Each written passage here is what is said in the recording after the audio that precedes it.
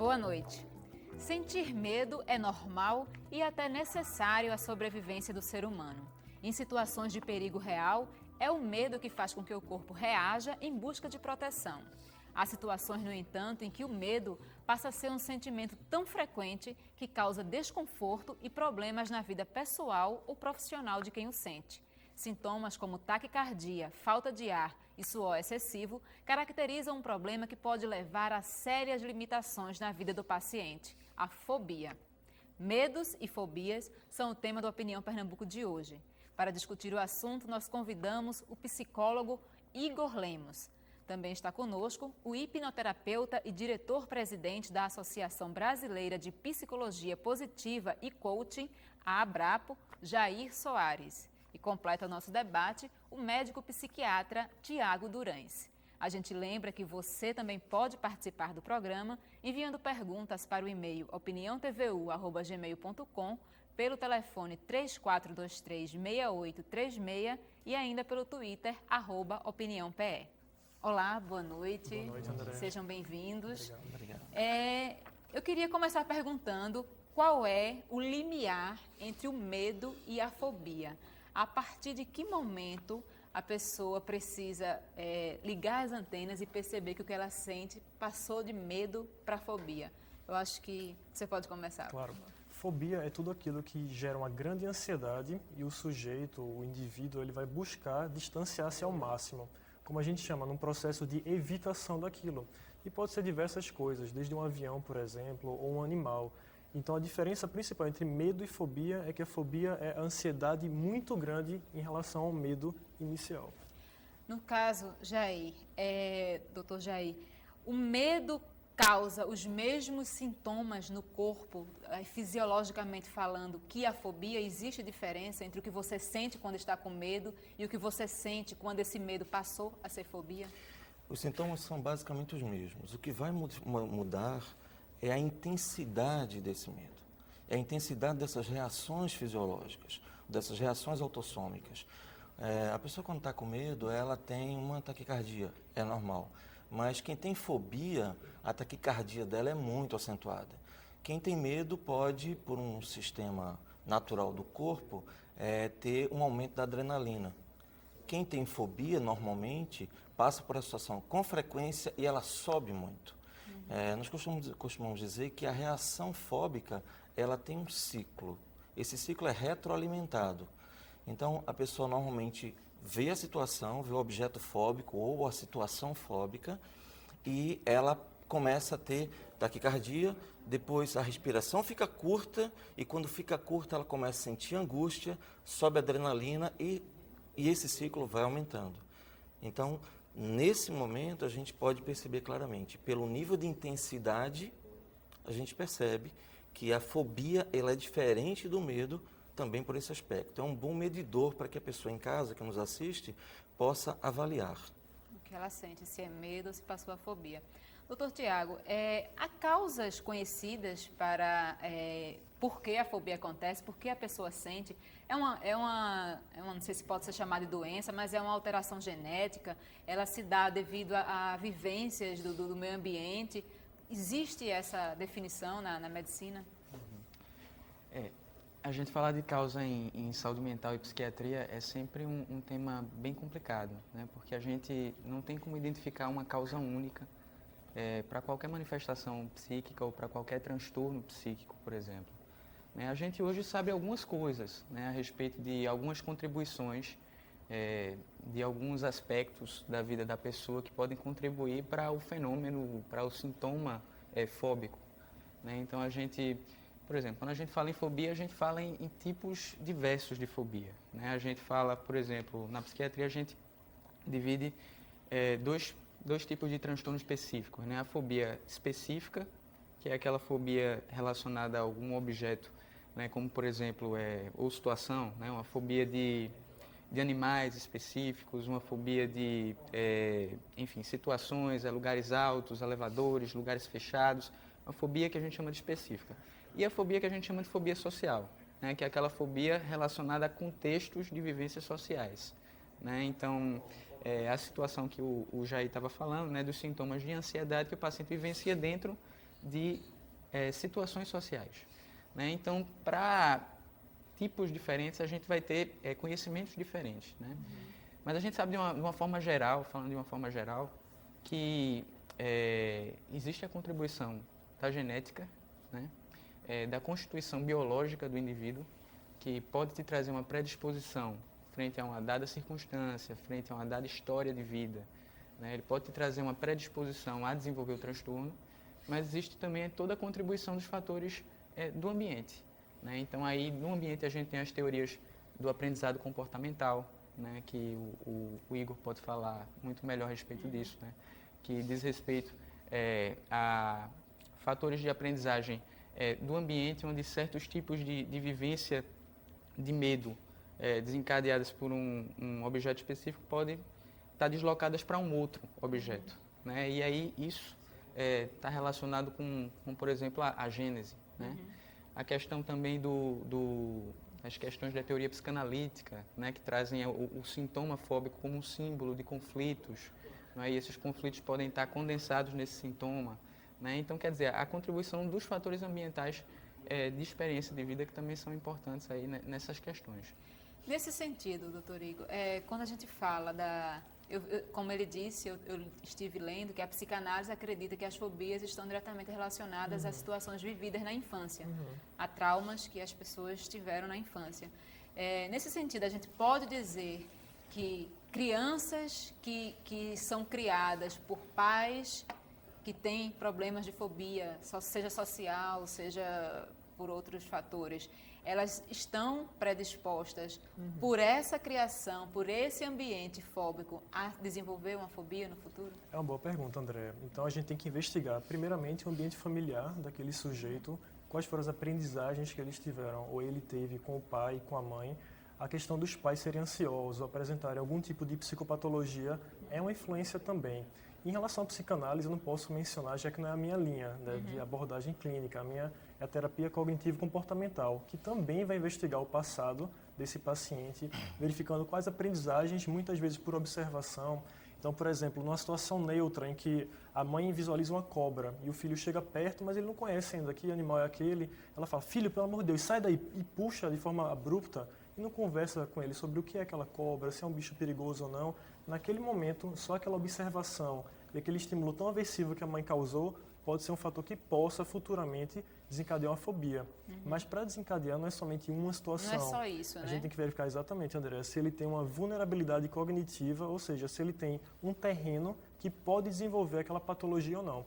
E aí, respondendo como o Tiago falou, a questão genética, hereditária, as aprendizagens. Então, o fundamental é estabelecer um olhar holístico de várias coisas que podem levar o sujeito a desenvolver uma fobia.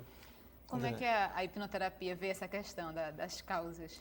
A primeira coisa que o hipnoterapeuta precisa observar é como é que foi construído a fobia.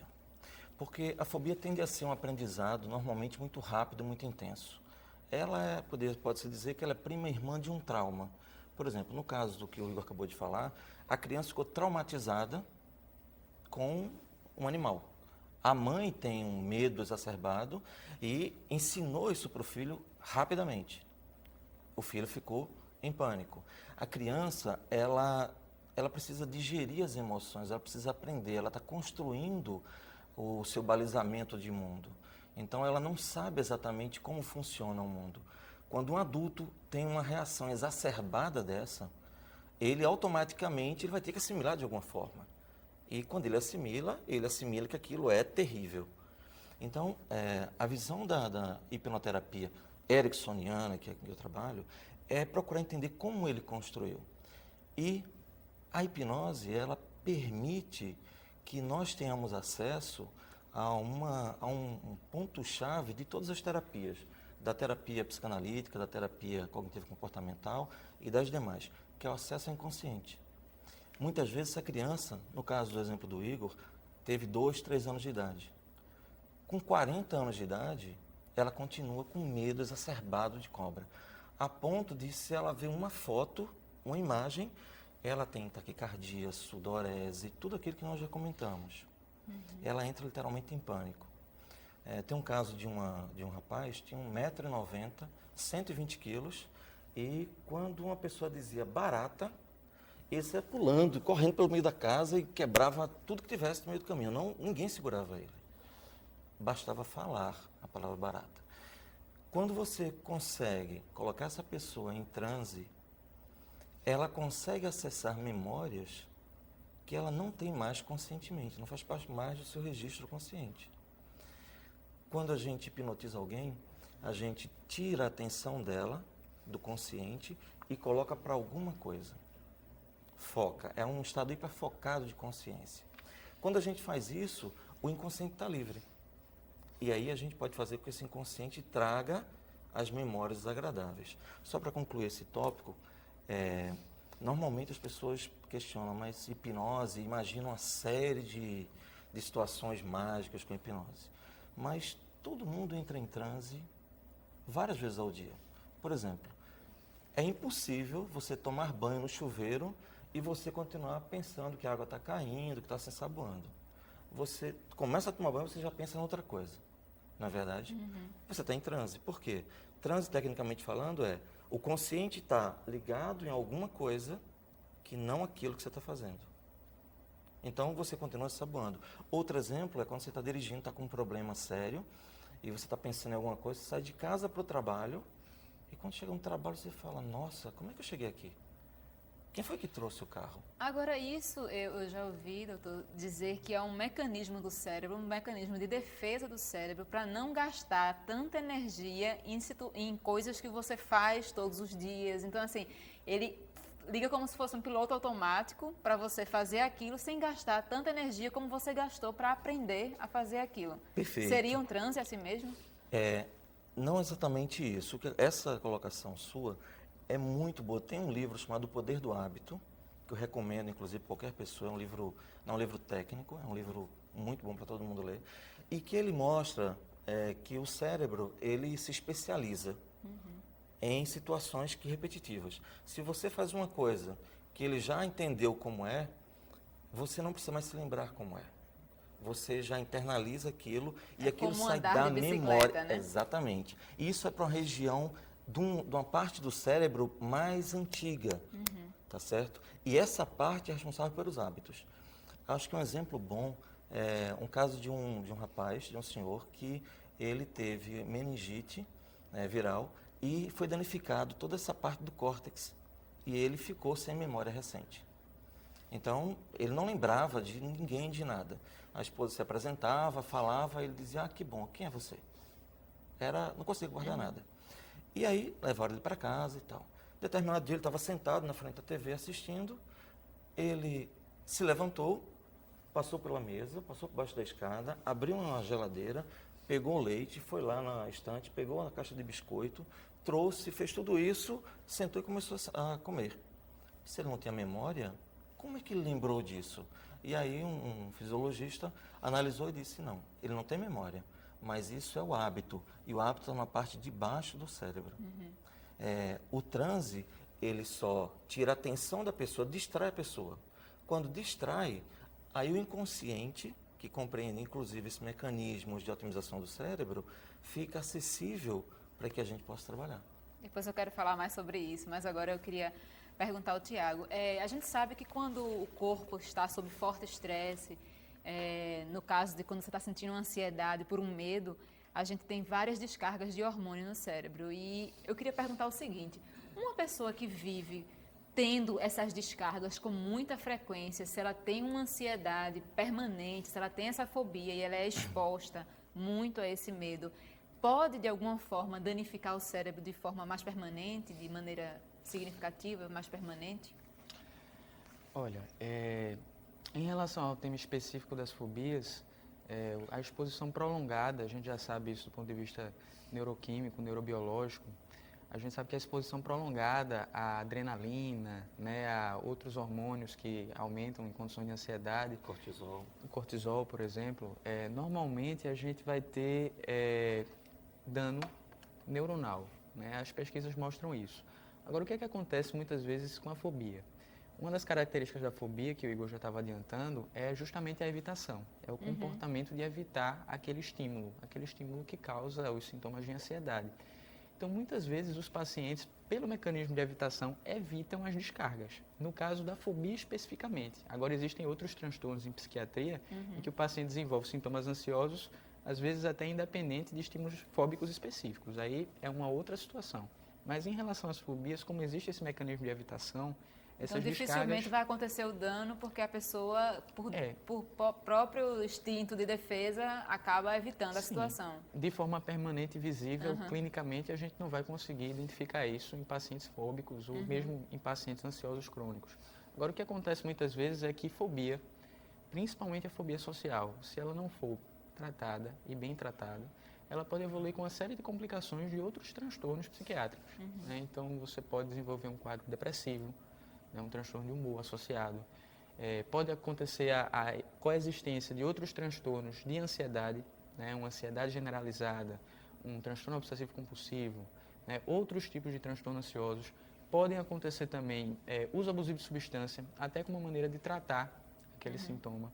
Né? Então, uma série de complicações que podem advir do quadro de fobia não tratada, principalmente a fobia social. Importante mencionar, André, só interromper rapidamente, que essa evitação que a pessoa realiza causa um alívio naquilo. E esse alívio, ele fica algo cíclico. Então, se eu tenho medo, por exemplo, de avião, e eu evito, aliás, uma fobia de avião, uma fobia específica de avião, e eu evito viajar, vai me causar um alívio, não estar diante daquela ansiedade, de todos aqueles sintomas. Então, se isso causou alívio para mim, vou evitar da próxima vez, e cada vez mais ele vai ter uma fobia mais difícil de ser tratada. Então, o importante é isso. Apesar dessa evitação causar um alívio, é um alívio que nós, terapeutas, enxergamos como patológico ou nocivo a esse paciente. Certo. Nesse sentido, eu li que existe um tratamento que defende a exposição do paciente ao objeto que ele tem fobia. Isso. Como é que funciona isso, então? Essa Se ele costuma evitar e se essa exposição Sim. causaria mais descarga de adrenalina, como é que Sim. funcionaria isso? Essa exposição ela nunca é feita de maneira abrupta. Então, se o paciente ele tem um grande medo, por exemplo, de palhaços, certo? Então, eu vou trazer um palhaço para próximo dele e ele vai estar curado. Isso é praticamente uma terapia de choque, não funciona. O que existe realmente é uma exposição hierárquica. Então, a gente vai estabelecer de 0 a 10 o que causa menor e maior ansiedade em relação ao palhaço, ou então à aranha, ou então ao avião. Vamos dar o exemplo da aranha, por exemplo. A primeira coisa que o paciente ele pode fazer é imaginar, dentro do setting clínico, da sala do terapeuta, uma aranha. Imaginar um pouquinho sobre ela, imaginar que ela está chegando próximo dele, mas sem estar com esse estímulo. A gente pode depois mostrar fotos para ele, até em um momento ele ficar próximo realmente de aranhas. Por exemplo, no zoológico tem várias aranhas mortas, não é isso? Então, vai tudo sendo de maneira hierárquica, ele vai ficando ansioso, e essa ansiedade que a gente provoca ao paciente, ela é benéfica, porque o cérebro vai criar uma desassociação. Então, se ele associou que evitar é bom, quando ele começa a ficar ansioso e ele está próximo disso, dessa figura da aranha ou do avião, o cérebro vai começar a colocar, isso eu estou próximo, mas eu estou ficando menos ansioso. Eu estou com ela ainda e estou ficando menos ansioso, e dessa maneira ele desassocia o medo e ele começa a ficar próximo da aranha, ou de um cachorro, de um animal, ou de pessoas, como mesmo foi mencionado agora, né, a fobia social. Então, com o tempo, causa o chamado habituação do paciente. Eu quero falar um pouquinho mais sobre isso. Na volta, nós vai fazer um rápido intervalo agora. A gente lembra que você pode participar do programa enviando perguntas para o telefone, para o e-mail opiniãotvu@gmail.com, pelo telefone 3423-6836 ou ainda pelo Twitter, @opiniãope. Não saia daí que a gente volta já.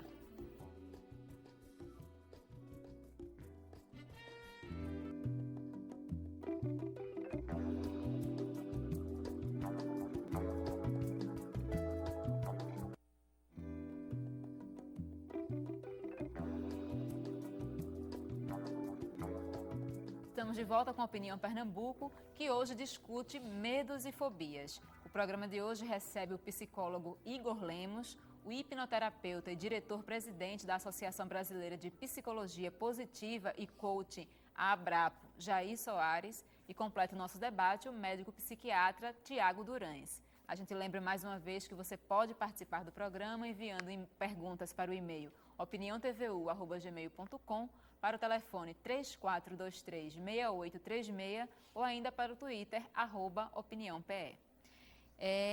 Eu queria voltar agora a esse bloco falando... Aliás, nós temos perguntas dos telespectadores já, deixa eu fazer algumas delas já. Janete Maria de Piedade pergunta: quais exercícios uma pessoa pode fazer para encarar os medos da vida? E aí a gente pode entrar um pouquinho nos tratamentos. Vocês já falaram um pouquinho da hipnose, da terapia cognitiva.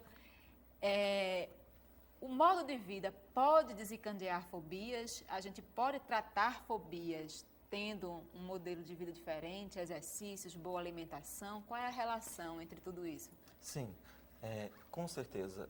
Na verdade, por exemplo, quando a gente tem uma síndrome de pânico, que é uma na verdade, é um conjunto de sintomas fóbicos da pessoa. A pessoa tem um medo de morrer exacerbado, por exemplo. Normalmente está ligado a uma sensação de incapacidade de suportar a vida, de resolver os problemas. Então, tem pessoas que têm vida muito agitada, muito corrida. Tem gente que entra num estado de estresse, de pouco sono, de vida, de má alimentação, etc. São fatores que vão contribuir, tá certo? A pergunta da leitora, da telespectadora, aliás, remete a uma coisa interessante. Quando a pessoa está em crise, a primeira coisa que ela precisa fazer, ela tenta evitar. Mas se ela não consegue evitar, por exemplo, quando ela tem um transtorno de ansiedade, eu sugiro aos meus clientes que eles façam uma coisa simples, eu até brinco. Nós temos um botão que faz com que a respiração fique profunda. Quando a respiração fica profunda, automaticamente você começa a quebrar o ciclo da ansiedade. E você, ficando mais calmo, você consegue ir dessensibilizando. O exemplo é simples, o telespectador pode fazer em casa. Se você pegar as suas mãos e colocar ela para baixo, a sua respiração fica curta, fica aqui na parte de cima do tórax. Mas se você pegar as mãos e virar, somente fazer isso, botar as palmas das mãos para cima e respirar durante 1 minuto ou 2, sem que você faça nada, a sua respiração vai descer e vai ficar profunda. E isso vai começar a produzir um sistema, uma sensação de calma, de tranquilidade. Eu até aconselho muito, oriento muito as pessoas que têm muita ansiedade no trânsito, não necessariamente a fobia, mas ficam ansiosos no trânsito, ou ficam ansiosos em falar em público, etc., que eles comecem a fazer isso. Quando você faz isso, você começa a acalmar o organismo. E o teu organismo é inteligente. Ele sabe se você está se acalmando, então ele procura reforçar. Ele vai procurar te acalmar mais. Ao contrário, se você está com a respiração curta, então ele entende que você está em perigo. Então ele lança adrenalina que encurta mais a respiração e etc. Então essa é uma boa sugestão. Dormir bem, conversar calmamente, estávamos conversando há pouco, conversar calmamente, com o pulmão cheio, ter bons hábitos alimentares, ter bons hábitos de vida, são dicas que valem para tudo, principalmente para você ter uma melhor qualidade de vida diante da ansiedade, que acaba gerando muitas vezes sintomas fóbicos. A Rosângela da Imbiribeira, ela diz: minha filha de 6 anos tem pânico de cachorro. Ela quer saber se isso é um simples medo ou fobia, precisando de tratamento. Tiago, aí eu pego carona na pergunta da Rosângela. Quando os pais de que forma os pais podem identificar que o medo que o seu filho tem de barata, de rato, de cachorro, de outra pessoa, é um medo normal da infância ou trata-se de um medo que precisa de tratamento, uma fobia? Pois é. Na infância, esse tipo de diagnóstico é até um pouquinho diferente do que a gente costuma observar no adulto, até pelas características que existem em cada faixa etária. Mas assim, a gente costuma dizer que o medo ele começa a ultrapassar o limiar do patológico quando ele começa a interferir na vida, né? Na vida de uma forma global, seja a vida familiar, a vida escolar da criança, a vida social. Então é uma criança que por conta do medo, de um medo específico, ela não consegue ir à escola, ou ela não consegue se relacionar bem com outras crianças, ou por conta do medo ela entra em conflito com os pais, com outros irmãos. Ou seja, é um medo que desorganiza a vida. Aí a gente começa a pensar que isso precisa ser tratado, né? Agora, para a criança existem alguns critérios, e aí são critérios científicos, né, rígidos. Às vezes isso depende muito de como se apresenta o paciente na clínica, como é que ele diz, como é que a gente consegue caracterizar essa dificuldade na vida, mas alguns critérios rígidos especificam que para a criança a gente precisa ter sintoma por pelo menos 6 meses. Né? Então, 6 meses de sintoma com essa característica de desorganizar a vida. E muitas vezes certos O comportamentos... que seria desorganizar a vida de uma criança? Porque de um adulto a gente sabe, né? A pessoa tem dificuldade no trabalho, tem dificuldade nas relações amorosas, mas e uma criança? Como é que desorganiza a vida de uma criança? Ela deixa de brincar? Ela deixa de... Seria Sim, isso? Sim, muitas vezes sim. De acordo com aquele estímulo, né, que provoca o medo, que provoca a reação de ansiedade, ela pode deixar de brincar, ela pode não conseguir mais estudar ou não ter o mesmo rendimento escolar que ela tinha antes. Ela pode se envolver, como eu estava dizendo, em conflitos com os pais, né, de acordo com a situação ou com o objeto específico que causa o medo. Né? Isso seria desorganizar a vida, seria uma reação desadaptativa, né, de ansiedade frente a esse estímulo específico. Né?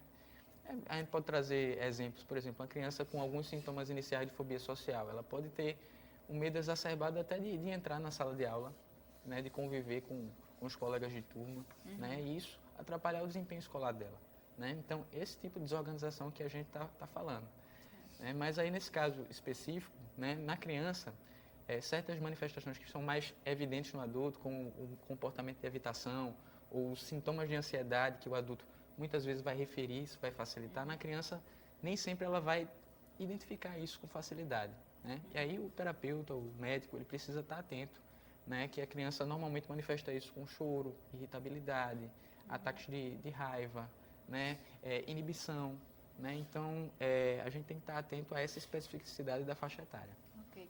Igor, pelo que eu entendi do que eu estou estudando, do que eu estudei do assunto, do que eu estou ouvindo de vocês, a fobia é uma coisa muito individual, é uma coisa muito da experiência do indivíduo, como a gente falou, de um trauma que ele sofreu, de uma experiência que não foi boa. Mas aí eu pergunto, como é que existe tantas fobias tão comuns? Por que tanta gente tem medo de um animal específico, como cobra, barata, rato? Por que tanta gente tem medo de andar de avião? Por que tanta gente tem... Assim, como é que se formam essas fobias que são tão comuns? Por que o indivíduo está mais suscetível à exposição desses objetos ou seria alguma coisa que o ser humano tem em comum mesmo com o outro? Como mencionei anteriormente, existe um princípio que a gente chama de vulnerabilidade cognitiva. Então, estar vulnerável a desenvolver algum tipo de transtorno. Mas, muitas vezes, um adulto, por exemplo, ele pode desenvolver uma fobia que na infância ele não teve nada em relação àquilo. De avião, por exemplo. Você está viajando de avião, começa a ter uma turbulência, ele entra num vácuo, ou seja, ele começa a ter uma queda, aquele evento causa um estresse muito grande, você passa por ele, mas na próxima passagem que você compra, você começa a sentir uma grande ansiedade que o paciente não consegue explicar porquê e ele evita, não vai mais para aquele avião. Então, ele pode surgir tanto por um evento estressante, de grande impacto, né, como a gente chama, um evento com um animal, por exemplo, que vai mordê-lo, corre atrás do paciente, ou então um avião, qualquer outro tipo de estilo desse, ou então lá da fase infantil, como mencionei, o medo de cobra, que alguém ensina ele tem uma aprendizagem involuntária em relação a algum tipo de animal, algum tipo de situação. Mas como o Tiago bem falou, a gente não tem muito claro, não tem definido ainda o que é que leva um ou outro sujeito a definir, a ter uma fobia no caso, apesar de ser o transtorno psiquiátrico mais comum. 10% da população possui algum tipo de fobia, então é muito comum. Para a hipnose, como é que a hipnoterapia vê essa questão das fobias mais comuns, das mais diferentes? O senhor estava falando de algumas bem específicas, como medo de móveis antigos. Como é que o sujeito começa a ter medo de móveis antigos? É o caso do ex-marido da Angelina Jolie, né? Ele tem verdadeiro pavor a móveis antigos. Na verdade, existem literalmente milhares de fobias. Por quê? Como o Igor estava falando, a questão é a estrutura do sujeito e, às vezes, o aprendizado imediato, tá certo? Por exemplo, ele pode ter associado, quando criança, ter visto um filme e um filme muito horripilante, um filme de terror. E esse filme se passava na casa antiga. Automaticamente, ele associa móveis antigos a isso. Então, a formação da fobia ela é relativamente simples. Por quê? O que acontece é que a pessoa vai fazer uma associação, muitas vezes. Por outras vezes, ele aprende por imitação. Quando, por exemplo, no caso da barata, normalmente a criança vê uma mãe ou uma mulher gritando. Então, ele vai ter medo de barata porque ele aprende que aquilo é perigoso. O que a hipnose percebe, a visão da terapia por hipnose, é de que, na verdade, o que existe normalmente é uma estrutura da pessoa que está suscetível a isso. Suscetível a ela ter medos exacerbados. Então, no caso de uma terapia por hipnose, o que a gente vai fazer? Vai procurar buscar ela, fazer com que ela entre num estado de tranquilidade, levar ela para um estado emocional de segurança. Ela se sentindo muito segura, ela vai revisitar o objeto fóbico, por exemplo.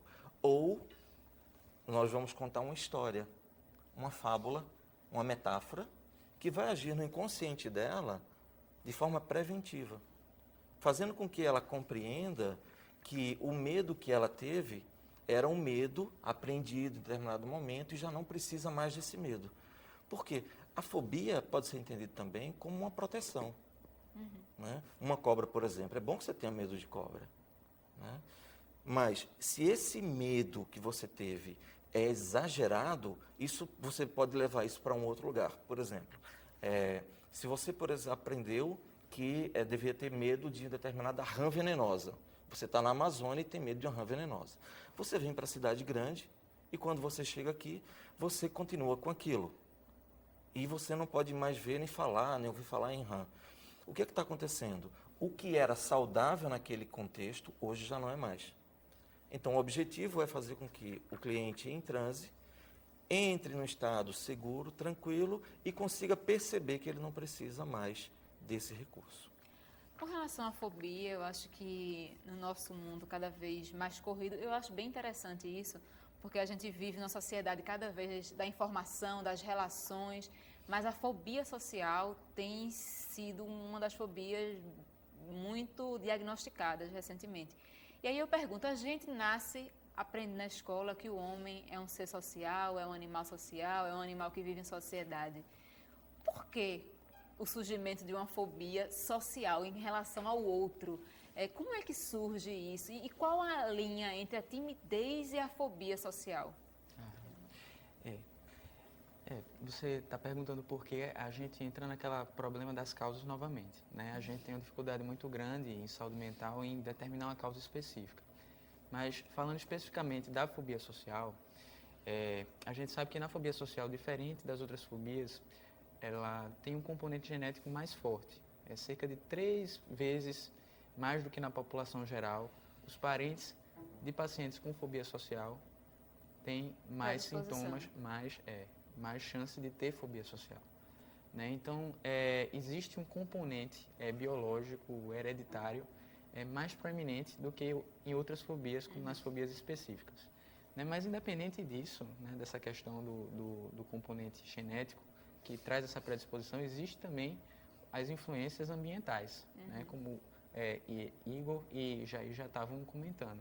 Né? As questões do aprendizado, as questões dos estímulos que a gente vai entrando em contato na vida, né? A questão da história mesmo, da experiência da gente ao longo do nosso desenvolvimento. O bullying, né, que talvez seja o mais falado quando se fala em fobia social, sim, né? Sim. Que a criança sofre na escola. Sim.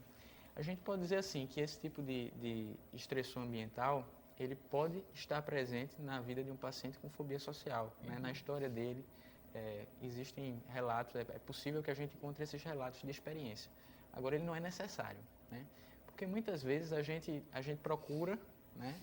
Muitas vezes esses relatos, essas experiências, e nem sempre a gente encontra com aquela precisão, justamente porque é difícil a gente identificar uma causa única. Né? E a linha tênue entre timidez e fobia social? Como é que a gente sabe quem é tímido e quem tem fobia social? Pois é. Justamente aquela questão que a gente estava trazendo para a questão das crianças também. Né? A linha é justamente o limiar quando começa a ultrapassar a questão do desempenho do indivíduo. Né? O indivíduo que tem dificuldade de trabalhar por conta dos seus sintomas fóbicos, o indivíduo que tem dificuldade de relacionamento por conta do seu sintoma fóbico, aquele sintoma que traz um sofrimento pessoal muito grande, subjetivo, que o indivíduo não consegue lidar com ele de forma satisfatória. Né? Então, a partir desse momento que começam a acontecer essas situações, a gente já tem a ultrapassagem, né, dessa linha. Quando você fala assim, eu fico pensando, todo paciente que tem fobia tem consciência que seu medo é exacerbado ou muitas vezes ele não tem essa consciência?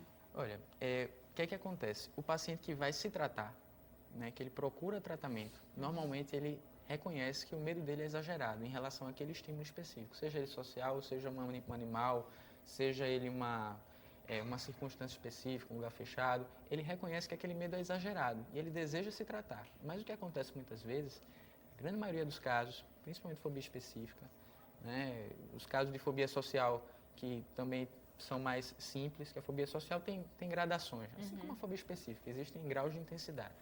Né? Mas os casos de fobia específica e os casos mais leves de fobia social, normalmente o paciente ele não procura tratamento. Né? Ele se contenta com a evitação do estímulo fóbico, diminuindo sua ansiedade, ele acaba vivendo dessa forma. Apenas 10% das pessoas que sofrem de fobias procuram tratamento. Programas como esse e como outros que eventualmente vêm à mídia são muito importantes para educar as pessoas. Porque a pessoa que tem, por exemplo, fobia social, ela tem um problema anterior a isso, provocado pela fobia. Ela tem um problema de baixa autoestima. Porque ela acha que o problema é ela. Ela acha que ela é diferente, que ela nunca vai conseguir ser feliz. Então, ela culpa a ela mesma, entendeu? Que ela é incapaz. Então, ela não considera que isso é um problema. Há casos de pessoas, por exemplo, que quando vão para a escola, para a faculdade, quando conseguem chegar, tem crise de vômito, começa a taquicardia, desmaiam, literalmente desmaiam. E ela não consegue considerar que aquilo ali é um problema. Ela acha que o problema é ela, que ela é tímida demais. Então, acaba que apenas 10%, numa média, das pessoas que sofrem de fobias procuram ajuda, procuram tratamento. E é importante dizer, fobia tem tratamento. E o tratamento não é a pior coisa do mundo, pelo contrário. A pessoa que submete a um tratamento para a fobia, ela vai ter ganhos inúmeros. Não só tratar a fobia, mas ela vai ter ganhos em outras áreas da sua vida. O tratamento vai precisar, muitas vezes, um suporte medicamentoso de um psiquiatra e de um terapeuta. Esse é o tipo de trabalho que, muitas vezes, você precisa conjugar as duas coisas. Nem sempre, mas boa parte das vezes, você precisa. A gente volta a falar mais sobre esse assunto no próximo bloco. Agora a gente vai fazer um rápido intervalo. Não saia daí, a gente volta em 1 minuto.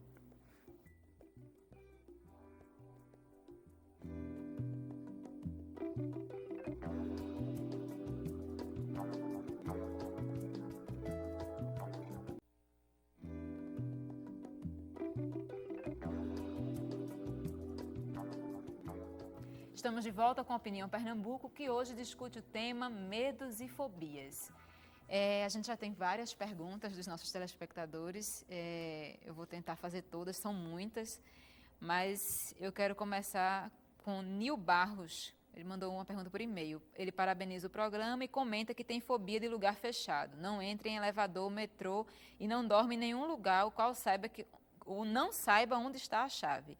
O único motivo que associa a essa fobia foi um filme que assistiu quando era pequena, onde o homem foi enterrado vivo. Ela quer saber se essa pode ter sido a causa da fobia. A gente acabou de falar no caso do ex-marido da Angelina Jolie, né, que tem medo de imóveis antigos. O senhor falou que podia ser devido a vários fatores, um filme. Então, assim, pode ser realmente, né, o caso do Nil Barros. Dela. No caso da courofobia, que é fobia a palhaços, a quantidade de relatos que você vê hoje na literatura informal é enorme, em função de um filme que passou, se não me engano, é Palhaço Assassino. Então, muita gente ficou com medo de palhaço por causa desse filme. Então, se ela tem essa percepção, fica mais fácil o tratamento, porque ela já tem um ponto específico. Então, no caso da hipnoterapia, nós iríamos fazer com que ela voltasse ao estado anterior, com tranquilidade, com segurança, sem sentir os sintomas, rever aquilo ali, dessensibilizar, que é uma técnica utilizada pela TCC, e voltar ela para o presente, mostrando que aquilo ali não tem importância. A Luciana de Souza, de Setúbal, ela pergunta: Quais especialistas deve procurar para curar a ansiedade, tontura e o medo de sair? Pergunta ainda se a regressão pode ajudar a curar essa fobia. Pelo jeito é uma fobia social, né? A regressão pode ajudar isso? Pode. A regressão, ela pode ajudar. O ponto da regressão é o seguinte, nós procuramos voltar ao ponto do problema. Nem sempre é necessário isso. Nós podemos trabalhar a ansiedade, no caso da fobia social, com as técnicas da terapia cognitivo comportamental, tá certo? E sob estado de transe. Se isso não resolve, nós procuramos regredir o cliente. Essa regressão é orientada de forma, não para que ela volte para outra vida, mas o comando dado é, volte à origem do problema. Muitas vezes a origem do problema está em outras vidas e a pessoa volta a outra vida e aí resolve. eu lhe pergunto uma coisa, a pessoa precisa acreditar em outras vidas para chegar em outra vida, numa regressão? Essa pergunta é muito interessante. Não precisa. Não precisa. Ela não precisa acreditar, ela não precisa ter nenhuma religião específica, né? Porque dizem normalmente que os espíritas teriam mais facilidade com isso, mas não é exatamente assim. Eu já atendi pessoas que são evangélicas, que notadamente não corroboram de vidas passadas, com a visão de vidas passadas, e quando você pede para que ela volte à origem do problema, ela volta a 2, 3, 4, 5 vivências anterior. Resolve o problema e volta. Ela não vai mudar a religião dela, ela não vai modificar nada, a não ser o problema. Adilson da Imbiribeira, ele pergunta, quais os efeitos colaterais que um medicamento para ansiedade pode causar no organismo? Tiago, sua deixa para falar do tratamento medicamentoso para medos e fobias. Tá, joia. Pois é, aí vai depender da medicação, né? Tem vários tipos de medicamento que a gente pode utilizar para tratar fobia, né? Normalmente a gente dividindo, né, o tratamento. Na fobia específica, a gente não costuma ter um arsenal terapêutico que vá atuar especificamente na causa, ou nas questões que envolvem a fobia, né, a fobia específica. O que a gente pode utilizar, eventualmente, são agentes que diminuem a ansiedade naquele momento em que o paciente ou está imaginando ou está antecipando um encontro com o objeto fóbico ou quando ele está diante do objeto fóbico, a fim de, diminuindo a ansiedade, possibilitar aquele encontro com o objeto, seja na imaginação, seja na vida real. Isso acontece até como uma estratégia para facilitar a exposição, né? Nas técnicas comportamentais, uma delas, como o Igor estava falando, você perguntou, é a exposição, né? E um dos mecanismos de diminuir a ansiedade pode ser a hipnose, pode ser a farmacoterapia com agentes anti-ansiedade, né? Pode ser técnica de relaxamento com respiração. Então, um deles é o uso de agentes anti-ansiedade. Para a fobia social, aí a gente já dispõe de um arsenal medicamentoso maior, que realmente ajudam no sintoma do transtorno, né? Existem aquelas medicações que a gente pode fazer pontualmente, né, que a gente chama de ansiedade de desempenho. O paciente ele tem ansiedade somente quando ele vai se expor ao público, né? E aí ele vai precisar, porque ele trabalha com aquilo, ele vai precisar apresentar uma reunião, ele vai precisar apresentar uma conferência, enfim. E aí ele precisa diminuir aquela ansiedade de performance, desempenho. Então a gente pode utilizar, como eu estava explicando para outros tipos de fobia específica, a gente pode utilizar o agente pontualmente ali. Nos casos mais generalizados de fobia social, onde vários âmbitos da vida do indivíduo se afetam, né? Trabalho, relação, tudo, né? Que o paciente tem um comportamento de evitar mesmo contato com outras pessoas, aí a gente prefere o tratamento já contínuo, medicamentoso contínuo com agentes também anti-ansiedade. E quais são os efeitos desse tratamento no organismo? Que foi o que o nosso telespectador O perguntou. efeito terapêutico é a diminuição da ansiedade, né? Agora, o efeito colateral vai depender da medicação, né? Aí, e da pessoa, né? Claro, sem dúvida, do indivíduo que está usando aquela medicação, do tratamento, da relação que se desenvolve com aquele remédio. Tem algumas perguntas aqui que a gente acabou já respondendo já nos blocos anteriores, mas eu vou fazer porque a pessoa teve a boa vontade de ligar e perguntar, enfim.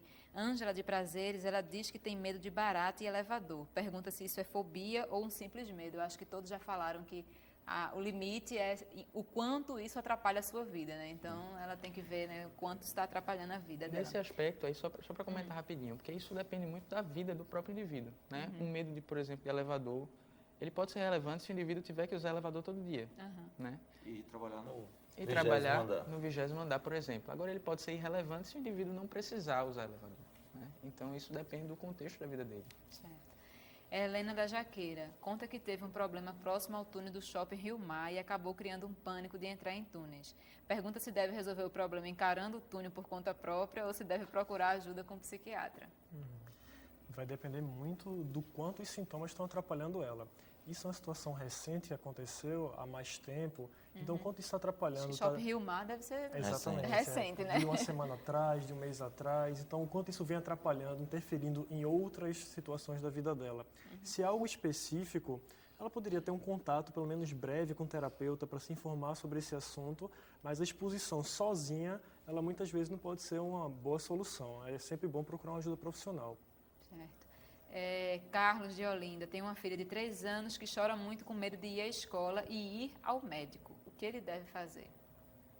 Alguém quer responder? Essa separação pode ser uma questão de separação dos pais também, né? Dificuldade 3 de ele anos estar é se muito desligando pequeno ainda, né? exatamente dos pais, aquela proximidade, início do Então, não é colégio. necessariamente uma fobia. Exatamente, né? pode não ser uma fobia, pode ser simplesmente uma questão de insegurança da criança. Ela precisa, talvez ela não tenha sido reforçada o suficiente de que ela não vai ser abandonada. Então, é preciso investigar com mais calma, a gente não poderia responder nesse caso. Com um sintoma, com- dizer qual é o problema. Exatamente. Né? A Dalgisa de Paulista, ela tem muito medo de cobra e só de ver um desenho fica nervosa. Ela também tem ansiedade social e toma remédio controlado há 10 anos, mas não funciona. O que fazer quando a medicação não está mais funcionando? Acho que aí a consulta com... Associar a terapia, porque a medicação, ela pode ser tida como, por exemplo, um animal que vai querer te pegar. Então, a medicação, ela vai prender o animal. Vai segura o animal lá. E você não vai ficar andando tranquilamente, você vai procurar ajuda, procurar se afastar daquilo, ou procurar se fortalecer. Quando o animal for solto, você está bem. Então, nessa metáfora, seria procurar um profissional competente, se a medicação não está funcionando, reavaliar um outro psiquiatra, uma indicação seria o nosso amigo aqui, né? E também procurar terapia auxiliar, porque ela talvez precise, na verdade, efetivamente tratar a causa do problema e aprender como funcionar agora sem o problema, sem o desespero, sem a fobia. Doutor Igor, o senhor disse que queria falar um pouquinho sobre o tratamento do TCC, né? Pode falar um pouquinho como é que Exatamente. funciona? A gente mencionou muito durante o programa sobre o aspecto comportamental, a exposição hierárquica, a dessensibilização, mas também é importante situar que a TCC, ou terapia cognitivo-comportamental, ela vai voltar-se também à parte cognitiva, à parte dos pensamentos do paciente. Então, a gente sempre parte do princípio que a forma que esse paciente, fóbico no caso, enxerga aquele estímulo aversivo, o avião, ou a cobra, ou seja lá o que for, está distorcida, está desadaptativa. Então, o objetivo da terapia é também reestruturar, alterar a forma do paciente pensar, sem ser uma maneira da gente dizer qual é a forma que ele tem de pensar, mas sermos um instrumento de auxílio para ele buscar a maneira mais realista e adaptativa e que, consequentemente, vai gerar qualidade de vida para esse paciente. Então, é voltar também ao pensamento junto ao aspecto de comportamento. Eu queria falar um pouquinho de políticas públicas. A saúde mental é um tema que a gente vê que cada dia mais está presente no nosso dia a dia por conta do estresse que a gente vive, por conta de milhões de fatores. Na opinião de vocês, os governos, vamos falar do Brasil, têm atuado de forma eficiente para garantir a saúde mental de seus cidadãos?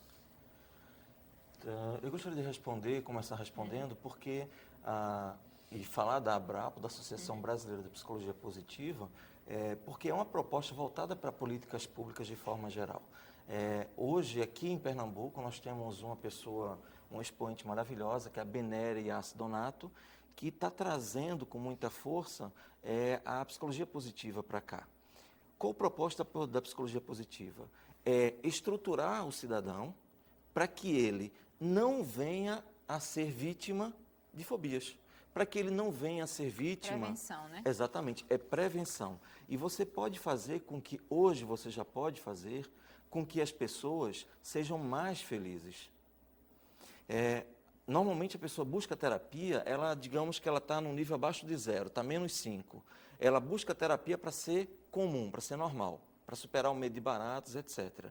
Só que o objetivo da psicologia positiva, ela é preventiva. Ela pode ir até a escola e fortalecer as crianças para que as crianças entendam que podem enfrentar os problemas do mundo com mais segurança, com mais tranquilidade.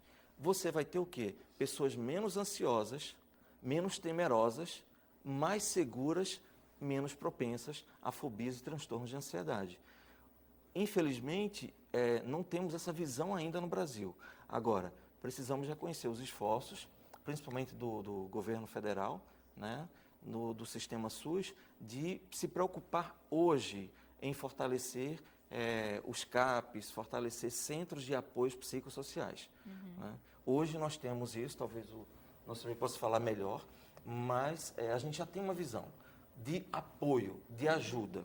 O que não temos ainda é uma política de suporte, de prevenção, para que o cidadão não venha a ficar doente. A gente tem pouco tempo para finalizar, mas eu ainda queria ouvir a opinião de vocês dois. Se puderem ser rápidos, Tiago pode começar. Não, então, sobre fobia especificamente política pública, eu acho que a gente enfrenta, dois problemas ainda. Sem dúvida, o SUS é uma conquista muito grande social. A gente hoje, com a reforma psiquiátrica, encara o fenômeno mental de uma forma diferente. Isso, enfim, tem uma série de desdobramentos positivos, acredito, na vida dos pacientes. Agora, os dois problemas que a gente encontra para tratar a fobia, eu acho que é número insuficiente de profissionais ainda.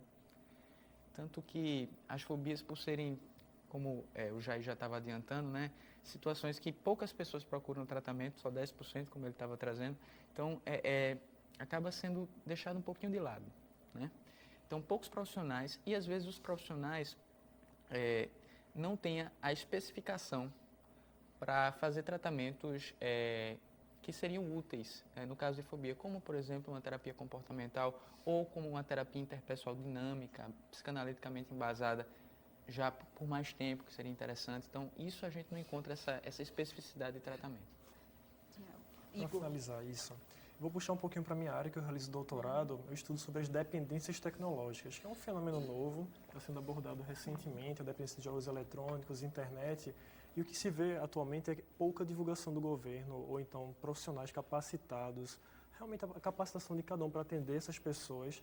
Então, o que eu vejo é uma dificuldade de prevenir justamente essas pessoas, a população em geral, diante desses transtornos. Então, acredito que se o governo pudesse ter um olhar especial, voltasse mais para a questão midiática, informar mais a população sobre algo que é tão comum, utilizar a internet, um jogo eletrônico, um celular, e que tem uma grande chance no próximo manual psiquiátrico de tornar-se um transtorno, então a divulgação, junto com o tratamento, seria fundamental nesse ponto. Então, puxando um pouquinho para a minha área, seria essa contribuição que eu queria dar sobre o assunto. E, coincidentemente, os jovens são os mais propensos, afetados pela questão da tecnologia, né? Perfeito. Gente, muito obrigado pela presença dos três aqui. O programa foi muito esclarecedor. Acredito que temos outras milhares de questões para responder, mas infelizmente nosso tempo acabou. A gente responde numa próxima. Muito obrigado, boa noite. Obrigado também, Muito boa obrigado. noite. Boa noite para você que nos acompanhou até agora. O Opinião Pernambuco de hoje fica por aqui. Até amanhã.